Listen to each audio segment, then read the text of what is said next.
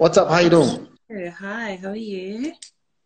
I'm good. We're looking very weird today. I need to get here. It's because it's a Saturday. That's why I'm usually asleep at this time. Well, this lady is trying to sell me stuff.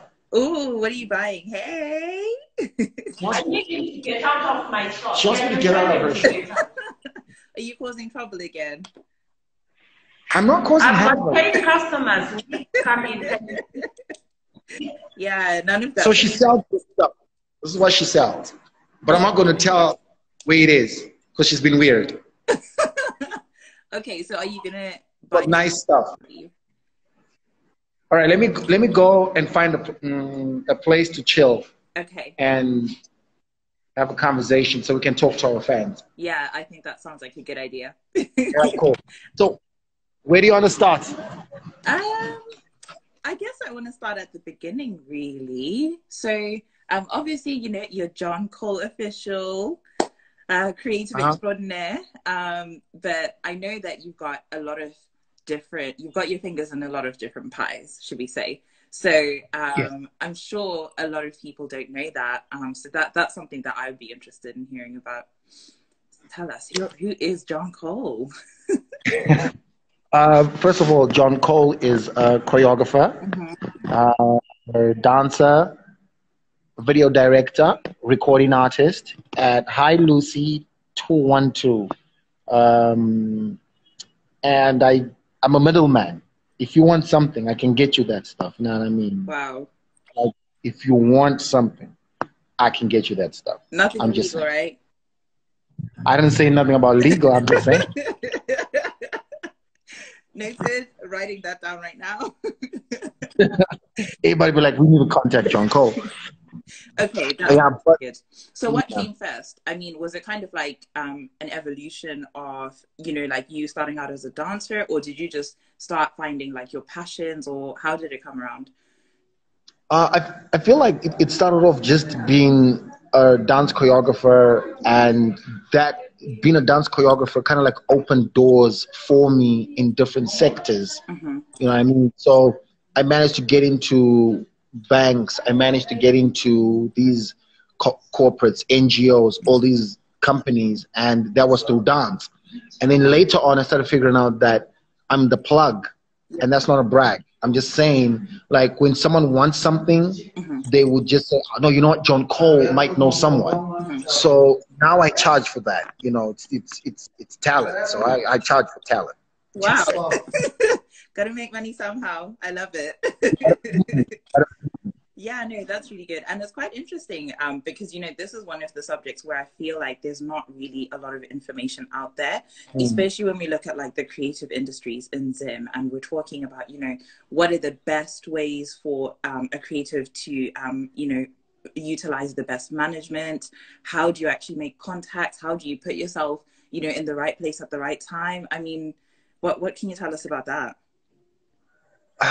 Okay, firstly, I'll start off with everything begins with the artist, if you get what I mean. Like, the artist must have their, or, you know, she or his vision, sorry, and that there filters into artistic management, and filters into the booking agent part of things, and then it filters into the arts formation of things. Yeah. So it's a lot of departments. So firstly, the artists themselves have to learn a couple of things in the industry. One of the things we're discussing today in the morning, which is a very big argument, was etiquette. Some artists don't have etiquette, which is, we're not blaming them, but like in the 21st century, by now you should know how to email someone, how to conduct yourself. You know, like even when you got in touch with me, you didn't say hi, and then like, how you doing? And then like, I'm good. And then I'm like, what up? And then you're Oh like, my God, that irks me as well, to be honest. Like, who are you? you see my point. Yeah. So most artists, they don't know that you should just say your thing once off. Hi, I'm Blessing. I'm Miss Island 2019. I work on such and such a project. I would like to invite you to, you know, write everything in one go. So that person has a way of responding. And when it comes to artist management, an artist, a lot of Zimbabwean artists want to be managed. But what they don't know, you can manage your own affairs for a certain period of time. because I used to manage myself, you know, for a very long time, and I've done good and bad on my own. But at the same time, I learned the ropes. Yeah. So you find like, I'll give a good example, TLC. They eventually got broke because they didn't understand what they were signing. They didn't understand what was happening. Yeah. They didn't understand anything. Eazy-E, his money was stolen by his manager because they just assumed that they were making bank, but yet they were really going back into what they assumed was that money-making machine. But it was everything. You need to be woke. Realistically, you need to be woke as I don't know how woke you guys to be, but you need to know what you're doing when you do it. Definitely. So this is where a lot of people get lost in translation. Yeah. So artist management and booking agents are two different things. You know what I mean? Promoters are like, there's so many segments. Promoters promote you for events. They break down how you're going to move from point A to point B when you're touring, all these things. Your booking agent is the person, their contact. Let's say company X can't get in touch with you, so they'll go to a booking agent. Superstars like Asha Raymond, Chris Brown, you don't go directly to their management. They have booking agents. So they'll go to the and from that booking agent, it goes to management. So management then comes back to the booking agent and says, okay, we can take the gig. This is our money. This is what. So it's an easy process. And then management then decides what they're going to do, send out their tech writer, all these things, and what the artist needs and what the artist needs to make it happen for the show. So these are things that a lot of people seem to overlook in the industry. So it's a whole lot of that. It's like your cell phone. There's so many bits and pieces that make yourself. So you can do so much by yourself, but at some point you have to engage some people. So is this service like readily available in Zimbabwe, or would you say people need to look like beyond the borders? Or? It's available. Booking agents are available. It just depends with how you're structured as an artist, because you cannot say you have a booking agent and you're not making hits. You're not being able. You're literally not working. So, wow. So it's kind of like, you know, I can't book you and you're not bookable. You know what I mean? Okay, so when you engage a booking agent, you have to advertise. It comes down to you, the artist. What are you giving the public? Are you giving them songs? Are you giving them videos? Are you giving them the brand? What are you giving to the people that they would want to consume at a show? This is where it comes down to, because Ja Praise can have a booking agent, Amara Brown can have a booking agent, Tammy Moyo, you know, the list is endless, Winky D. But it comes down to what are you doing as the artist to exactly. A lot of want to be a book agent for what? Like, are you, you know? Who are you? Yeah, exactly. No, that makes complete sense. And I love the way that you've explained it, that, you know, the different stakeholders within the industry have different roles. And for me personally, like when I've come across, you know, all these words and like all the names for everything, I've definitely been confused, and I'm like, wait, so who does what? So I think it's really useful for us to actually highlight this point, and for us to actually say, you know what, you guys, like, there's a lot of work that needs to go in, you know, from both sides. It's not just, you know, oh, I've got my agent, so I'll just sit back and relax. It's definitely not the case. But, you know, it's not the case. Touching on the point, you'd be lying to yourself if that was the case. I would love that. Imagine just making money from sitting at home. That'd be so great. But yeah, no, I guess, like, you know, touching on this point, so, you know, we were talking about etiquette before, and we're talking about, you know, who can do what for you. Just like from your perspective, from someone who is kind of on the forefront of the industry at the moment, what would you say are your predictions for like future trends of the Zimbabwean entertainment industry? Like, where can you see us going, and where are there opportunities for people up and coming right now? You know what? Had it been a couple of months ago, I would say we have a lot more to give. But right now, because of COVID, pandemic, we have changed the way we see things. Now content online. So, you know, I don't know. I'll be realistic with you. I don't know where we're going with this. But I do know that more artists are going to be coming out of the woodwork and going to be online. But now, how do we, and this is where Instagram and Facebook, now I'm going to say this online. Instagram has now monetized our IGTV. So you and I can do this live, and if my account is monetized, I just save that put it onto my Instagram wall, Yeah. and we can get paid for that because they've seen that, you know what, everything is happening online. So basically, we might not be performing for people realistically, but I feel like people are going to start paying.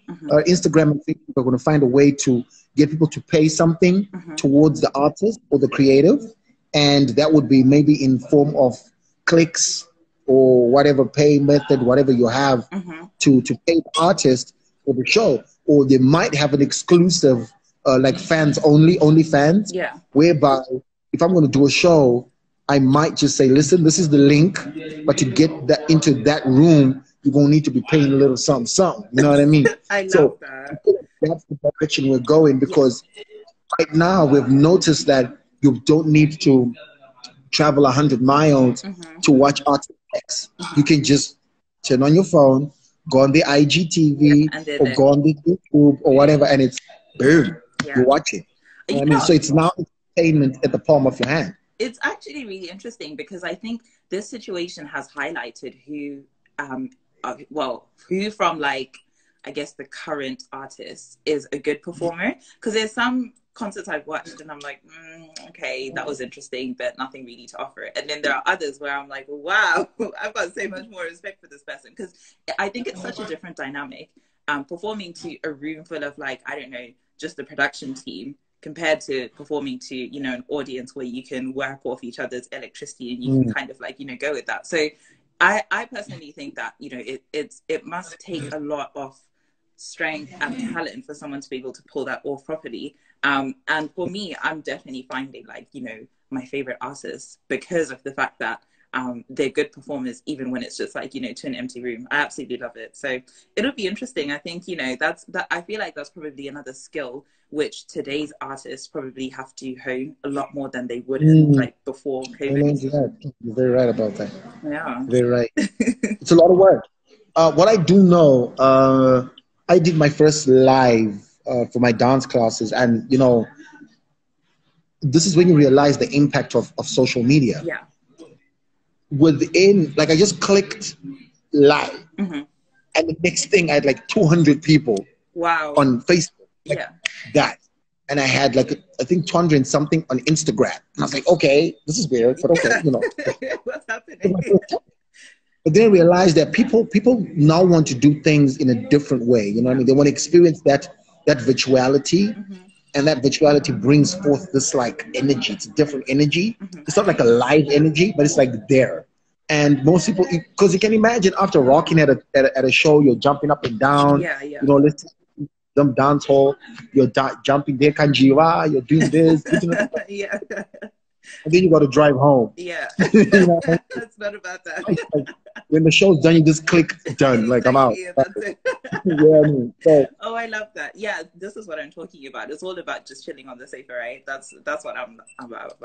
But no, thank you so much, John. Honestly, it's been so informative. And, you know, part of the reason why we've got this syndicate is because we want to give people access to this information, especially from people like you know, especially from the other members of the syndicate as well. I think for us, as a generation, it's really important for us to, you know, share knowledge. It's really important for us to enable each other to upskill. So I've definitely learned a lot from you today. It's been amazing, as always. I love our chats.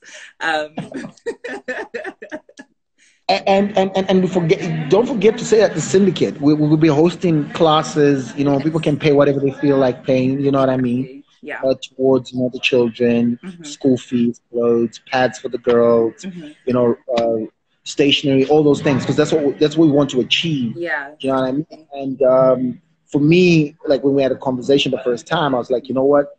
This is true and dear to my heart, because I didn't grow up with privilege. You know what I mean? I'm not saying it's bad. Yeah. Hi, Adam. Hello.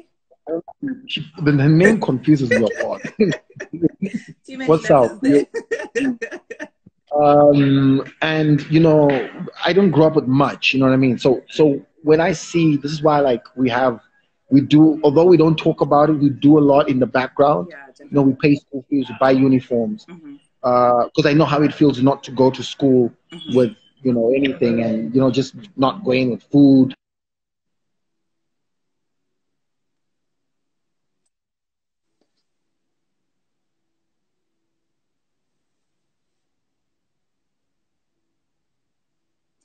Are you there? Hello? So there's so much that we have to offer as the now generation for the next generation. You know what I mean? So Definitely. the more our talent is not just okay, hi Vimbai. Our talent is not just about doing what we do best, but how can we be the best and be able to serve the rest? Do you know what I mean? Exactly. That is so true. Definitely. And I think, you know, it doesn't really mean anything when you don't have something to be passionate about. Like, obviously, you know, like the art is what we're passionate about, and, you know, what we do is what we're passionate about. But at the heart of it, for me, it doesn't really feel like I'm kind of like living out my purpose if it's not for the impact of other people. And especially because, like, you know, having grown up abroad, I sometimes feel kind of like out of touch with our culture. And I sometimes feel like it would be really ungrateful of me to not remember where I come from, to not remember my roots, and to just kind of like go about my business and not embrace the fact that, you know, I'm Zimbabwean, and at the heart of everything that I do, I need to kind of give back to where I came from. Because for me to be here in this space, for us to be here right now, you know, I came from Zimbabwe, like my roots came from there, and my journey started there. So I totally agree with you. I think it is up to us to, you know, take care of each other. So yeah, no, it's been great. And honestly, I always say this to you, I'm so grateful for you being a part of it. I absolutely love it. So, you know, after all of this is over, you definitely be getting rid of me easily, because I'll be messaging you at 2 o'clock in the morning. You know what I'm like? I'm like, hey, John. I know. No, but you know what? Like, I just thank you also for, you know, like just coming through and just like, because not everyone will select you for their projects, and that's realistic. But you're just like, you know what? And you just reached out, and, you know, I don't know what response you expected, but I think it's just like, show you like, he said yes. But for me, I definitely feel there's a longevity that's going to happen. And we're going to create much more and going to be obtaining much more. But that's what it is. It's about creating the brighter future for our kids. You know what I mean? Definitely. But anyway, John, I won't take too much more of your time. Thank you so much. Yeah, now I need to get my hair cut. See, let me show you. My barber is just sitting there. Oh, hey, barber. He's like, I told him, no, I got a live at 12 o'clock. I can't miss that. And he's like, why? I cannot. She will kill me. She'll kill me. I love that. Perks of being John Cole, right? All right, cool. So I'll have a chat with you. Thank you very much for inviting me onto the show. Definitely. And to everyone out there, donate to the Syndicate. Yes. You can get in touch with Blessing at Bright Futures. Oh, man, like the. Oh, okay. I was reading my name and Zim at the same time. Yeah, I'm get in touch with you too. So like to everyone, just whatever. It doesn't matter what it's $3, $5, $10. Yeah. Just donate so we can help the rest, and just let's be our best. Thank you very much, everyone. Thank you. Speak to you later. C'est la vie. Bye. Cheers.